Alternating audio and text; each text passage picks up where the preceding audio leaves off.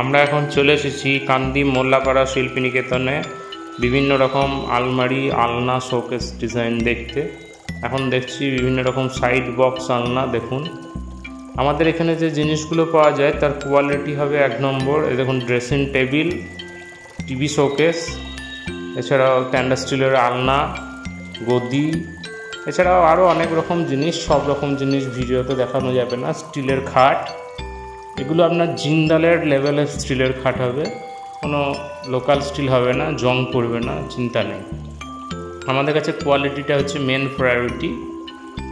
আমরা সব সময় বিশ্বাস করি কাস্টমারদেরকে ভালো জিনিস দিলে কাস্টমার আবার ফিরে আসবে অন্য জিনিস নিতে।